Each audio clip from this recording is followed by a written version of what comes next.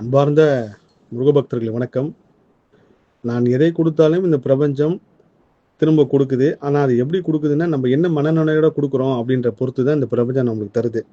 உதாரணத்துக்கு நிறைய பேர் கோவில்ல இருந்து வெளில வரப்போ வாசல்ல இருக்கிற யாசகம் வாங்குறவங்களுக்கு காசு போடக்கூடாது. போட்டால் நம்மளுக்கு அந்த கோயிலேருந்து வாங்கிட்டு அந்த புண்ணியம் போயிடும்.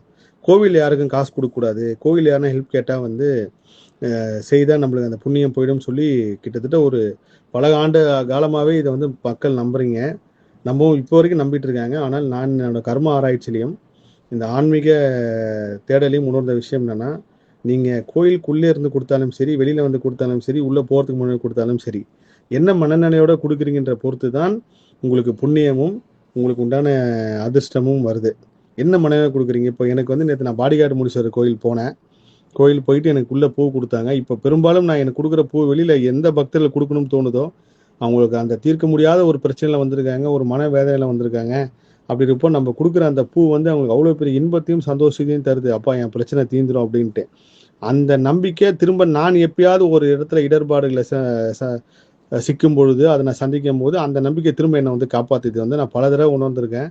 அப்படிதான் சமீபத்தில் நான் கோயம்புத்தூர் போனப்போ நான் கட்டியிருந்த வாட்சை உங்களுக்கு ரொம்ப ஆசைப்பட்டு கேட்குறாங்க.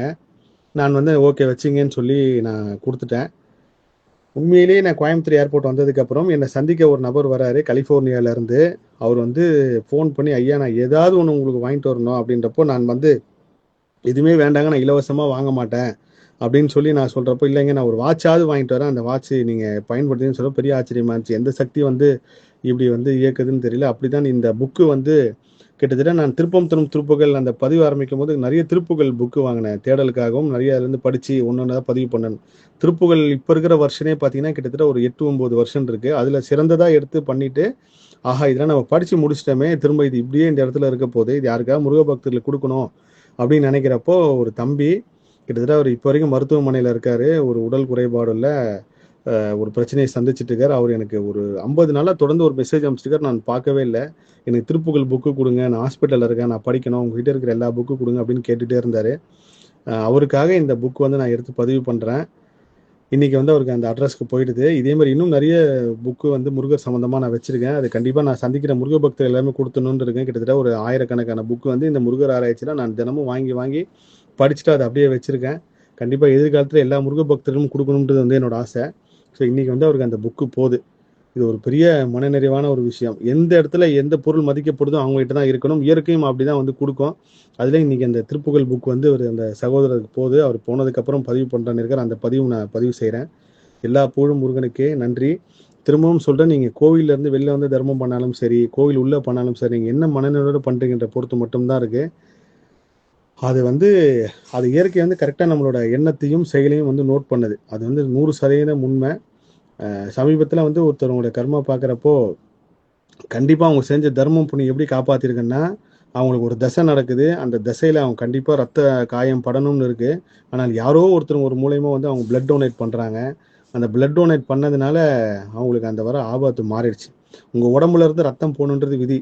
அது நீங்கள் அடிபட்டு அந்த ரத்தம் போதா, இல்லை நீங்களா போய் பிளட் டொனேட் பண்ணுறீங்களான்ற பொறுத்து தான் அந்த அதிசயம் நடந்திருக்கு. ஏன்னா இவங்க பக்திக்கும் இவங்க பண்ண தர்மத்துக்கும் யாரோ ஒருத்தர் நீங்கள் இந்த பிளட் டொனேட் பண்ணுங்கன்னு சொல்லி பண்ண வச்சுட்டு போயிட்டார்.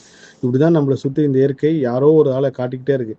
நீங்கள் ஒரு இடத்துல பணம் ஏமாந்தீங்கன்னா கூட ஏதோ ஒரு வகையில் வேறு பிரச்சனை இதோட போயிடுச்சுன்னு நினச்சிக்கிட்டு அமைதியாக இருக்கணுமே தவிர, நீங்கள் அதை நினச்சி கஷ்டப்பட்டு புலம்புறதோ கூடாது.